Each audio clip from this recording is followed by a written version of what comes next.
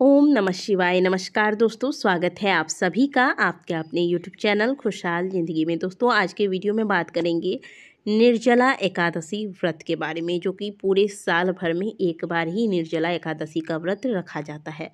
वैसे तो पूरे साल में 12 महीने में कुल 24 एकादशी के व्रत होते हैं, और जो लोग पूरे साल के एकादशी का व्रत नहीं कर पाते हैं, उन्हें पूरे साल के एकादशी का फल प्राप्त होता है मात्र इस एकादशी व्रत को धारण करने से। इसीलिए साल भर भगवान विष्णु के भक्त निर्जला एकादशी का इंतजार करते हैं।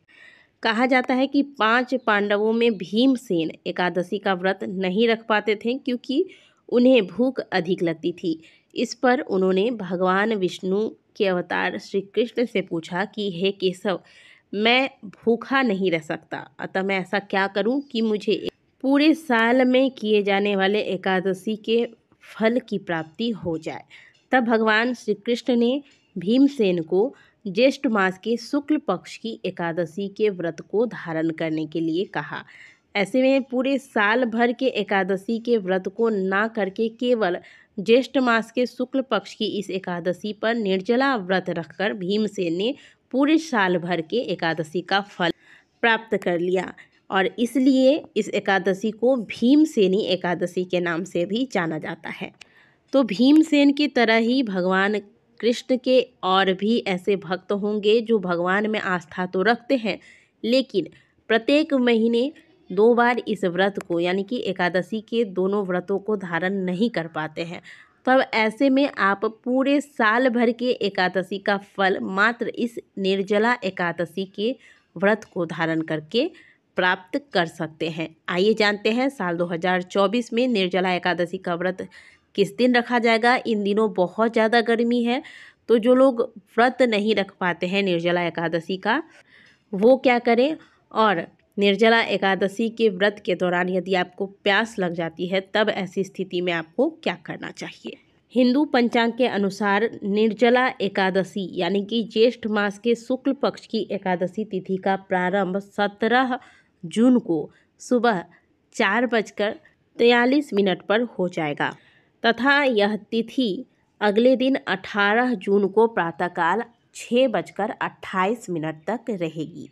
18 जून को हमें उदया तिथि में एकादशी की प्राप्ति हो रही है, इसीलिए यह व्रत 18 जून को ही किया जाएगा। बेशक 17 जून को हमें दिन भर एकादशी की प्राप्ति हो रही है, लेकिन यह उदय तिथि में हमें प्राप्त नहीं हो रही है। और जब हमें उदया तिथि में एकादशी की प्राप्ति होती है, और जो एकादशी द्वादशी युक्त हो, जिसमें एकादशी के साथ साथ द्वादशी तिथि का मेल हो, ऐसे एकादशी का व्रत करना श्रेष्ठ माना गया है। कभी भी दशमी युक्त एकादशी नहीं करना चाहिए, क्योंकि इसका फल राक्षसों को प्राप्त हो जाता है।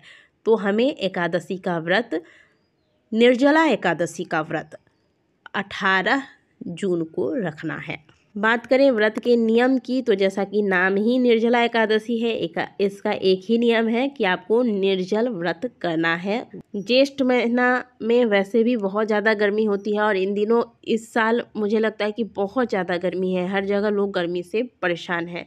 तब ऐसे में यदि आप निर्जल व्रत रख सकते हैं तो ही व्रत का संकल्प लें, क्योंकि संकल्प जब एक बार ले लिया जाता है तो इसे अधूरा नहीं छोड़ा जाता। संकल्प टूटने से दोष लगता है। इसीलिए यदि आप निर्जला एकादशी का व्रत कर सकते हैं, अपने शरीर की क्षमता देख लीजिए, अपने यहाँ का मौसम देख लीजिए। अगर आपको लगता है कि आप निर्जला एकादशी का व्रत कर सकते हैं, तब आप व्रत का संकल्प लें। और नहीं, अगर आपको लगता है कि आप नहीं कर पाएंगे, तो नॉर्मली जो प्रत्येक एकादशी में लोग व्रत रखते हैं फल वगैरह लेकर, वैसा व्रत भी आप कर सकते हैं। कुछ ना करने से कुछ करना अच्छा है।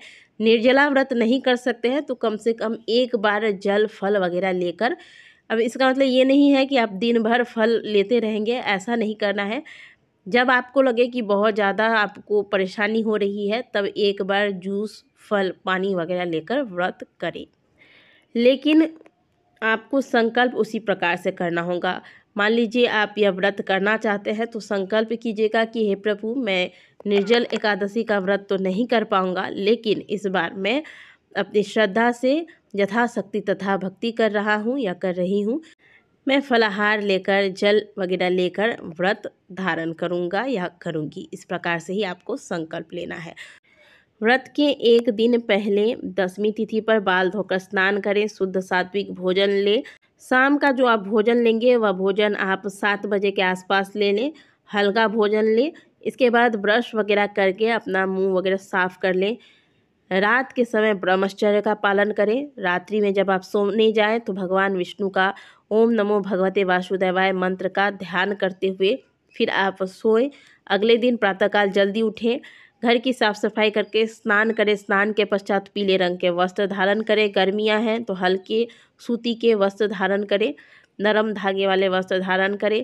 व्रत का संकल्प लें। भगवान विष्णु की सुंदर विधि से पूजा करें। भगवान का अभिषेक कराएं। भगवान को तुलसी दल की माला पहनाएं। पीले फलों का भोग लगाएं, पीला चंदन लगाएं। इस प्रकार से पीले पुष्प इत्यादि से भगवान की पूजा करके घी का दीपक लगा के ओम नमो भगवते वासुदेवाय मंत्र का जितना बार हो सके जाप करें। नहीं तो विष्णु सहस्त्र नाम का यदि पाठ कर सकते हैं तो यह और उत्तम होगा।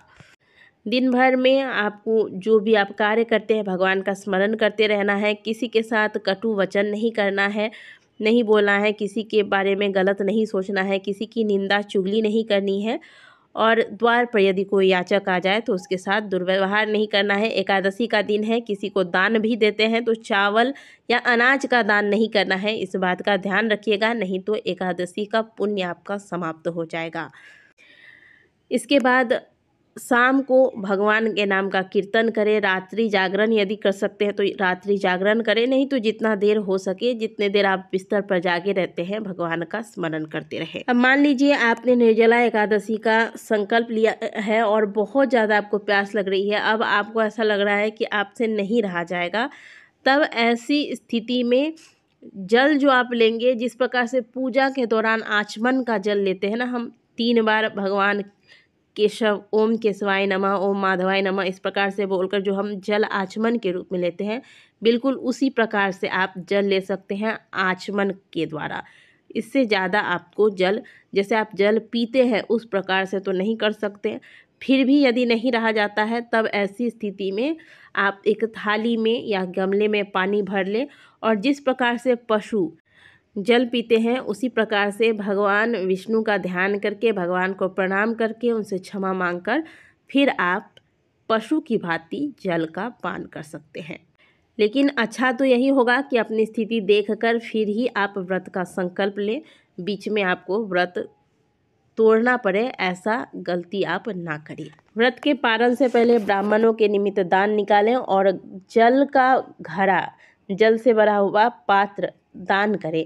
इसके बाद जल, शरबत इत्यादि से अपने निर्जल व्रत को तोड़ें और फिर भोजन इत्यादि करके व्रत का पारण करें। इतना करने मात्र से आपको पूरे साल भर के 24 एकादशी का फल या निर्जला एकादशी के व्रत को धारण करने से प्राप्त हो जाता है। आशा करते हैं कि दी गई जानकारी आपको अच्छी लगी होगी। वीडियो अगर आपको अच्छी लगी है तो वीडियो को लाइक ज़रूर कीजिएगा। कमेंट बॉक्स में हर हर महादेव अवश्य लिखिएगा। मिलते हैं आपसे अगली वीडियो में, तब तक के लिए ओम नमः शिवाय, हर हर महादेव।